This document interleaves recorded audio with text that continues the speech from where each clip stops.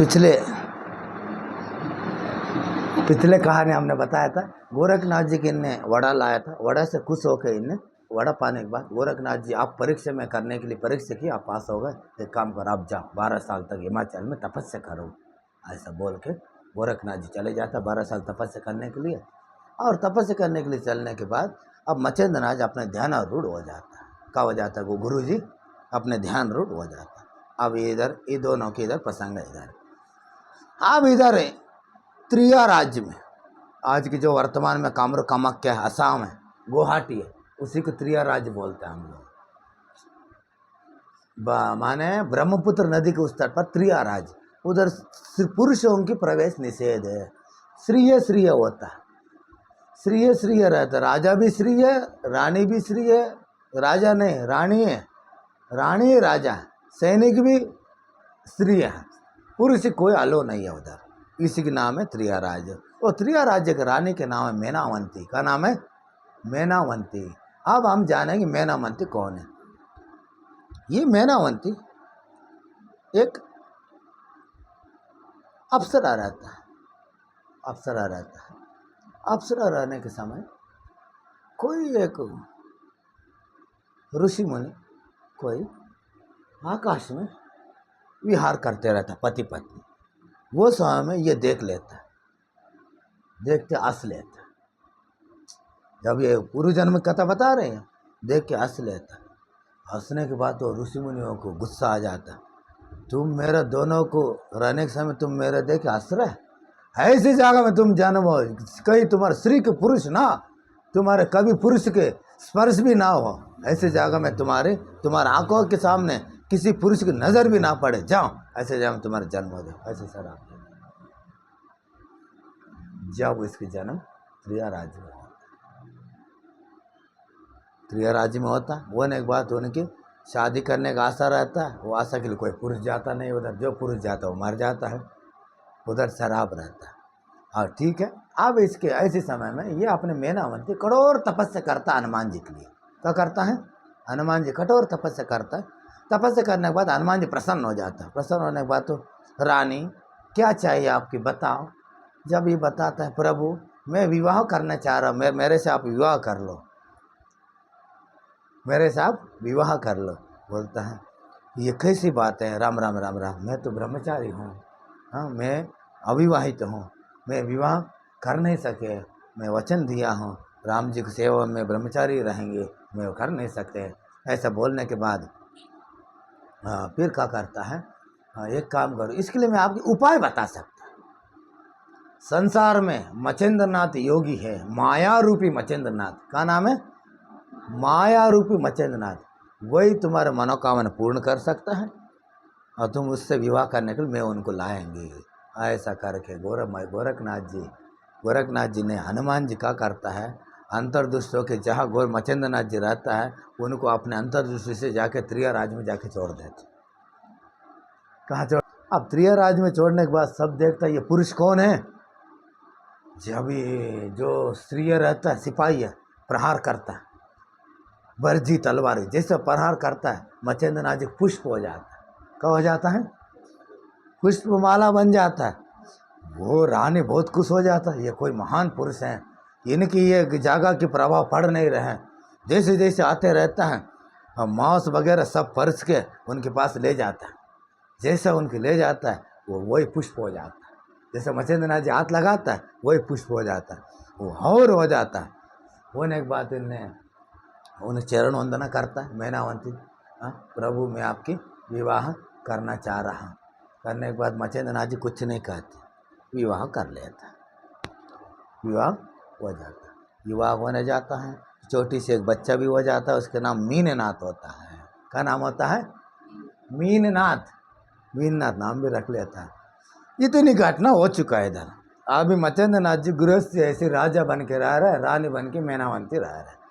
ठीक है, अब गोरखनाथ जी 12 साल तपस्या पूर्ण हो गए।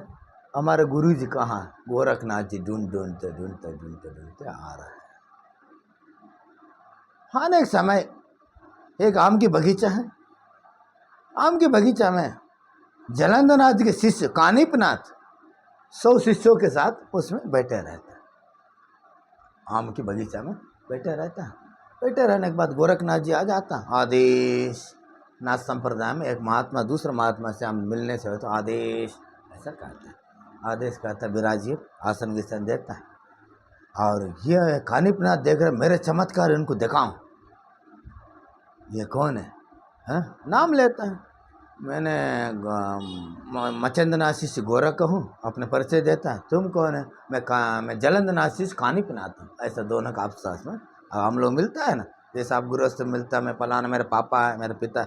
हमारे में ऐसे होता है, हमारे गुरु जी पूछता है आप किसके शिष्य है, फिर हम गुरु जी दादा गुरु जी नाम लेता है, इससे परिचय जानकारी हो जाता है। मैया इससे परिचय जानकारी हो जाता है। ठीक है। होने के बाद क्या हुआ, इनसे कहता है, कानिपनाथ सोचता है मेरे चमत्कार गोरखनाथ जी को दिखा दो। ऐसा करते हुए काम करो प्रभु, स्वल्प थोड़ी खाने के लिए आम मंगवा, उपहार के लिए आम मंगवा। हाँ ठीक है मंगवा। क्या करता है, वो थोड़ी से विभूति उठा के स्पर्श शास्त्र मंत्र बोलते हुए विभूति फूकता, जैसे आम अपने आप आम से पेड़ से टूट टूट के गोरखनाथ जी के सामने आ जाता।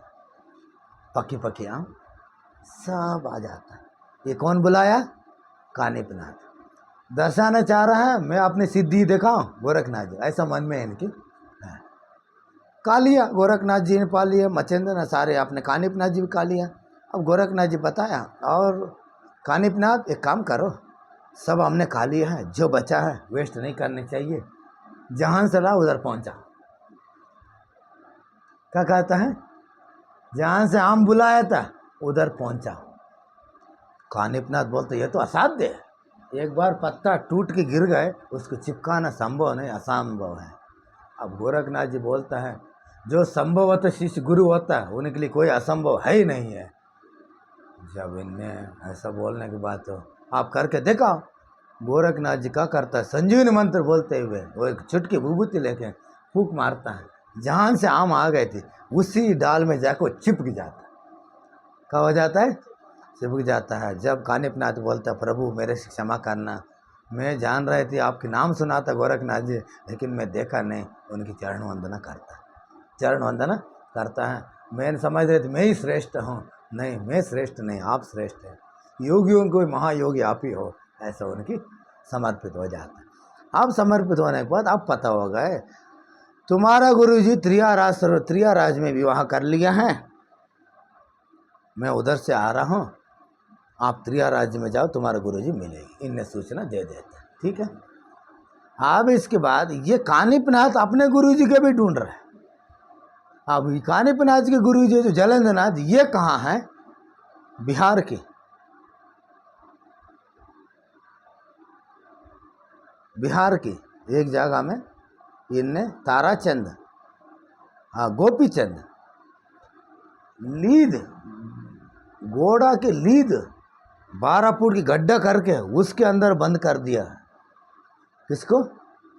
जलेंद्रनाथ। इसकी कथा में आगे बताएंगे कैसा इनने बंद कर दिया। इसकी कथा फिर मैं आगे बताएंगे, हम लोग आगे बढ़ेंगे। इन सूचना मिल गया हमारे गुरु जी की। अब गोरखनाथ जी अपने गुरु जी ढूंढने के लिए त्रियाराज प्रस्ताव किया। जैसे त्रियाराज प्रवेश करने के पहले वो नदी पार करना पड़ता है। नींद आ रहा है आपकी?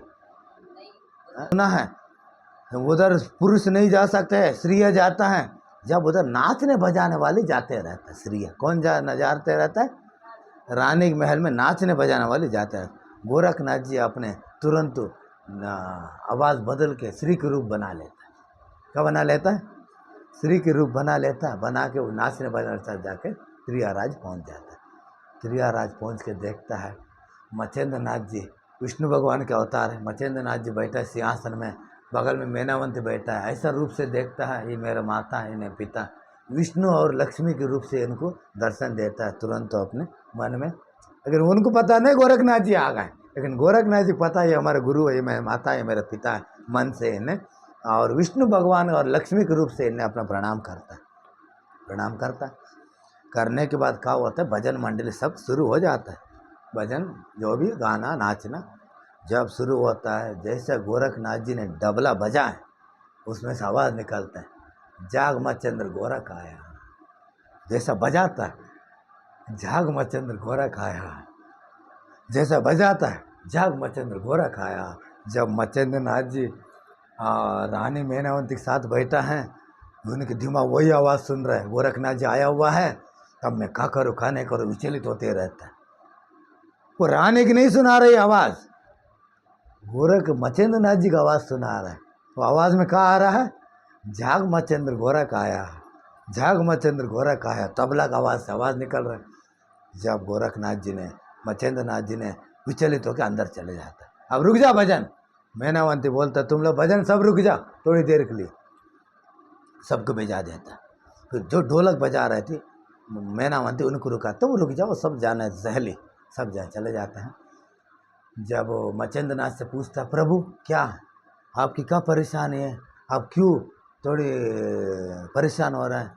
नहीं मेरा शिष्य मेरे याद कर रहा है, मेरा शिष्य आया है इधर, मैं जाना होगी। जब वो रानी छोड़ता है, रानी क्या करता है, तुम गोरखनाथ जी हो, हाँ मैं आपकी जान गया, अपने रूप में आ जाओ। जैसा अपने रूप में आता है, मैं अपने गुरु जी को लेने के लिए आया हूँ। वो उनकी इच्छा है रानी की, हम नहीं छोड़ेंगे, हमने शादी कर लिया है, हम छोड़ेंगे नहीं, नहीं हम गुरु जी को ले जा रहे हैं। जैसा इनने बोलने लगता है गोरखनाथ जी चलो गो आदेश गुरु जी, ऐसे कहने लगता है, आग बंद करके उन्हें गुरु जी उनके पीछे चलने लगते हैं। और रानी घबरा जाता है, राजा मचेंद्र नाथ चल गए, मेरा क्या गति होगी। हाँ जब इनने बोलता है, बोलने के बाद हनुमान जी के आसन करता है, हनुमान जी से प्रकट होता है। हनुमान जी बोलता है देखो देवी तुमने कहा मेरे विवाह चाहिए, सुख चाहिए, मैंने आपके लेके आ गया, वो तुम्हारी इच्छा, तुम्हारी शादी हो गई, बच्चे हो गए, वो रुकना ना रुकना तुम्हारे ऊपर है, तुम कुछ भी कर लो, इससे मेरा कोई लेने देना नहीं है। ठीक है, ऐसा करके गोरखनाथ जी जब ये क्या करता है, ठीक है हम भेजाएंगे, आप विश्राम कर लो कक्षा में, गोरखनाथ जी को बैठा देता है। अब गोरखनाथ जी को वश करने के लिए, मनाने के लिए जब अप्सरा को भेजाता है मैनावंती, कैसे मोहित हो जाए।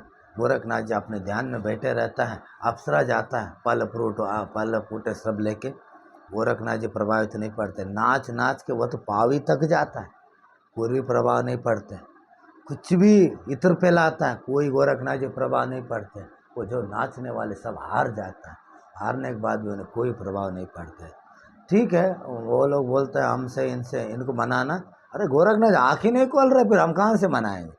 जब इतना ध्यान रूढ़ हुआ रहता है, ध्यान रूढ़ होने के बाद गोरखनाथ जी को बोलता मैं भेजाएंगे, चलो एक काम करो नदी में जाके मीननाथ को नला धोला के लाओ। गुरु जी बोल देता है, क्या बोलता है, मीननाथ को ले जा बाला की नला धुला के ला। अब गोरखनाथ जी जाता है मीननाथ को अच्छे नला के धुला के पत्थर में, जैसे हम कपड़ा धोलते हैं, उन चमड़ी लेके आ जाता, क्या लेके, चमड़ी लेके आता है, सुखा देता है। हम कपड़ा कैसे सुखाया, सुखा देता है। मीननाथ कहाँ है, मैनावंत पूछता है, गुरु जी आपने तो कहा नला के धुला के लाओ, मैं देखो इधर टांग दिया। मचेंद्र नाथ जी रोने लगता है, मीननाथ जी रोने लगता है, अरे तुमने क्या कर दिया, मेरे एक ही पुत्र थी, तुमने उसके तो मार डाला। अरे गुरुजी आप योग पुरुष है, एक मीन जाए तो क्या हुआ, मैं तो हजारों मीननाथ उत्पन्न करा देंगे।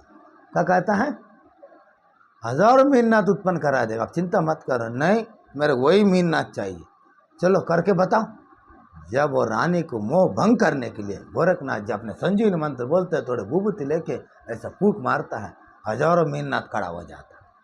कितनी, हजारों मीननाथ बालक खड़ा हो जाता है। जब बोलता है मैनावंती से अब तुम्हारा पुत्र ढूंढो, तुम राजा से कहता है, गुरु से बताता, अब तुम्हारे पुत्र 1000 में कौन है, ढूंढो, तुम्हारा पुत्र कौन है ढूंढो। जब ये ढूंढता है, सब एक ही रूप, एक ही रंग, एक ही हाइट, एक ही आँख, एक ही नाक, एक ही पाँव, एक ही हाथ, सभी एक ही प्रकार के, किसको तुम चुनो, मेरा बालक कौन माने। जब मानता है, जब मैनावंती भंग होता है, मैंने समझा आपके साधारण आने, प्रभु मैं हार गया हूँ, मैं भेजाने के लिए तैयार हूँ, आप गुरु जी को ले जाओ। जब इनने क्या करता है, अपने गुरु जी को लेके लाता है, गुरु जी को लेके आता है। फिर गुरु जी से नाना प्रकार, गुरु जी आपने ऐसे विवाह कर लिया, हम लोक दृष्टि में क्या उत्तर बताएंगे, हैं। जब उनने बता कि जहाँ उनको छोड़ा तो कुटिया में गेट खोलता है, जैसे मचेंद्रनाथ जैसा बैठा है ऐसे ही बैठा है। 12 साल पहले गोरखनाथ जी तपस्या में भेजा था ना, मचेंद्रनाथ जी जैसे ध्यान रूढ़ में है ऐसे ही बैठा है। गोरख में कहीं गया नहीं है, ये माया ऐसे प्रबल होता है, तुमको बताने के लिए सब लीला है, तुमको बताने के लिए लीला है। मैं तो इधर ही हूँ, तुमको परीक्षा करने चाह रहे थे हम। तुम माया से बाहर है भीतर है, हाँ श्री की प्रभाव से बाहर है भीतर में परीक्षा करना चाह रहे थे। मैं तो इधर ही हूँ। जब उनने जो गलत फहमी रहता है चरण पकड़ के गुरु जी हमसे माफ़ कर देना, मैं आपकी जान नहीं पाया, तो उन्हें चरण वंदन करता है।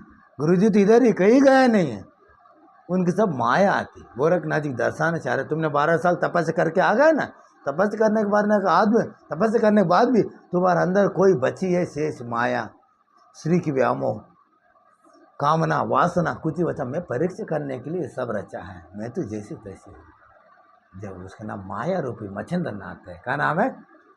माया रूप मच्छिंद्रनाथ। उनके शिष्य गुरु गोरखनाथ जी, इतने गोरखनाथ जी ने इतनी ध्यान की विधियाँ बताए, कोई महात्मा लोग नहीं बताए, हजारों विधियाँ बताया। इसी को आदमी क्या कर दी? गोरख धंधा। क्या कर दिया? गोरख धंधा। गोरख धंधा माने गोरखनाथ जी भगवान पाने के लिए हजारों रास्ता बता दिए, भैया ये रास्ता से जाओ भगवान पा जाए, ये रास्ता से जाओ हजारों तुम भगवान पाएगे। अब आदमी कौन सा रास्ता में जाओ, कौन सा रास्ता में ना जाओ, तय नहीं कर पाया, निर्णय नहीं कर पाया, इसलिए उनके नाम गोरख धंधा नाम रख दिया। वो निर्णय करके एक रास्ता पकड़ ही लेते तो भगवान पा जाता था, आदमी पकड़ ही नहीं पा रहा है, कौन सा रास्ता में जाओ ना जाओ, वो चौक में आलोचना कर रहा है, इसलिए वो परमात्मा से दूर है, परमात्मा से दूर है।